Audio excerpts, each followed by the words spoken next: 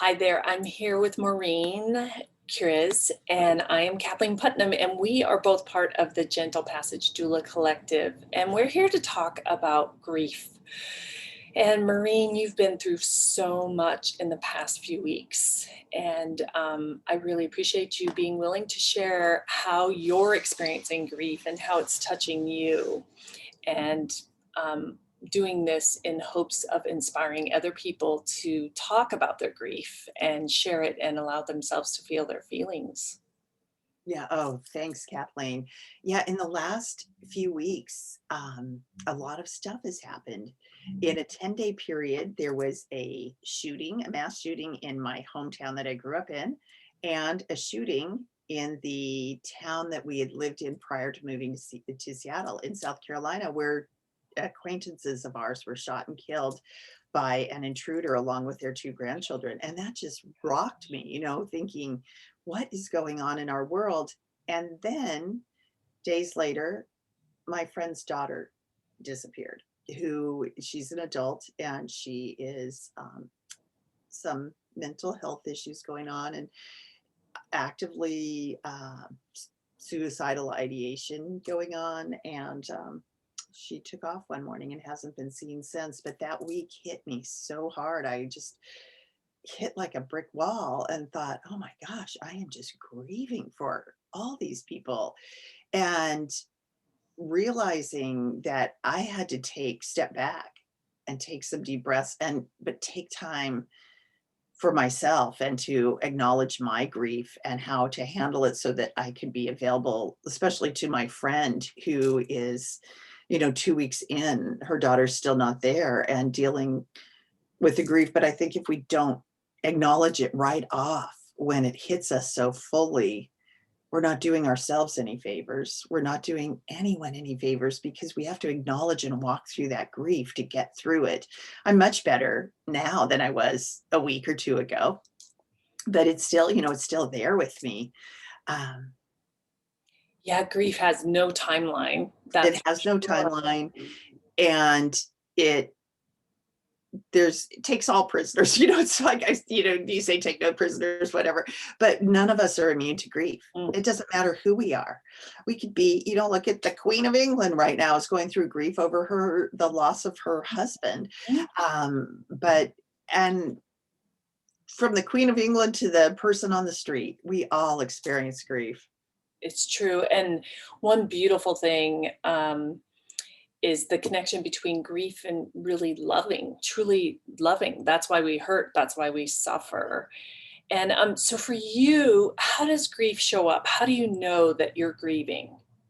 Oh, just, I feel like I have no motivation to do what I need to do. Just even getting up and making my bed in the morning, I'm like, oh, just, and I have to force myself to get up and make my bed, which are just natural activities for me. But I just, it's just this sense of overwhelm. And for me, it was just this sense of not being able to control something. Yeah. I'm a pretty in control person. I like to have control of my environment and to be able to step back and say, I can't control this. All I can do is be there for my friend.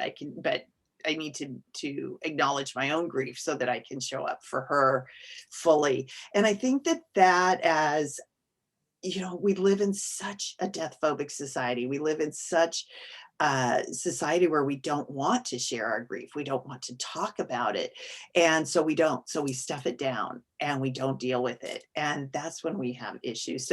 So to realize it early on, like I realized it early on and I shared it with a couple people and that helped. And just being able to take time and reflect and acknowledge it is, I always say, lean into grief Mhm. because it's the only way through.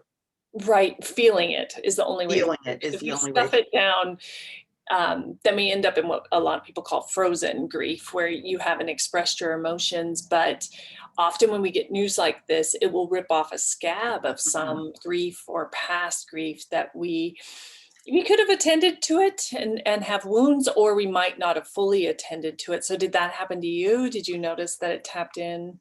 Well, I think it tapped into this. what would I do? I mean, did this grief, like, it was almost like anticipatory grief if this were to ever happen to me. Sure. Um, what would I do? I mean, I can't even imagine what I would do if I didn't know where my child was.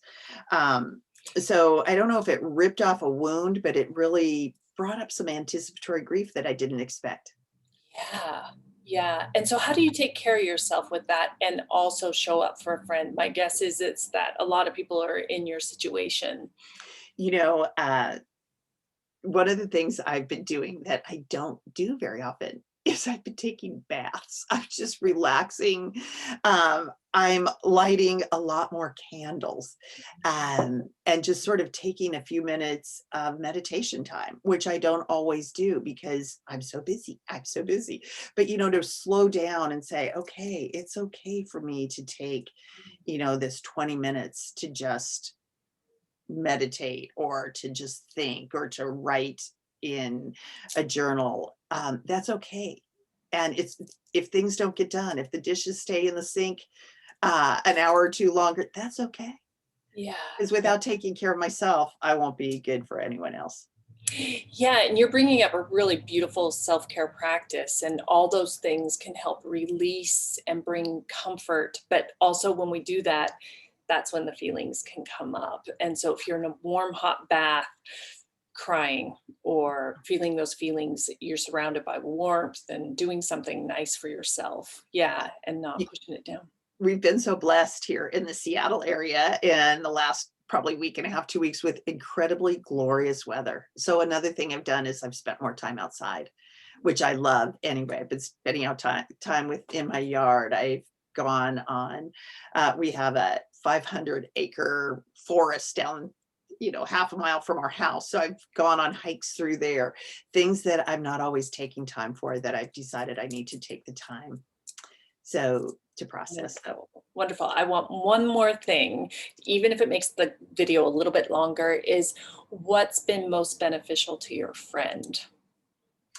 my friend, I think just consistently being there for her, reaching out consistently, showing up consistently, listening, just letting her, encouraging her to share her emotions. She was stuffing them in, trying to stay positive, trying to stay hopeful. And I think just that daily connection, sometimes multiple times a day connection. Because, one thing I know, I saw this a lot when I was an oncology nurse. People would be diagnosed with cancer and everyone would go like this. They would just not know what to do. So they wouldn't do anything and they wouldn't be there. And I think that uh, the best thing we can do is just show up. My friend Yvonne Heath, of Love Your Life to Death, she has this whole movement, just show up. You Yeah, don't need to know what to say. Just, I'm absolutely. sorry. Yeah. I'm here for you.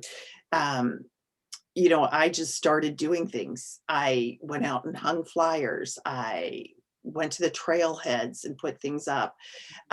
Sometimes not asking what they need you to do. It's just doing things. Um, bringing a meal, going over when she needed a friend. Yeah. Just constantly letting her know you're thinking about her and you're here for her. Yeah. Yeah. And telling her my phone's on in the middle of the night, even if she needs to call then, that I will pick it up, then telling her I'm keeping my phone near my bed so that if she needs me, because I can't even imagine, you know. And that's a definition of a true friend, Maureen. Thank Oh, you so much for sharing. You're just a beautiful woman, and I am inspired by everything you said. So thank you for sharing everything. thank you, Kathleen. Thanks for going through this with me. Yes.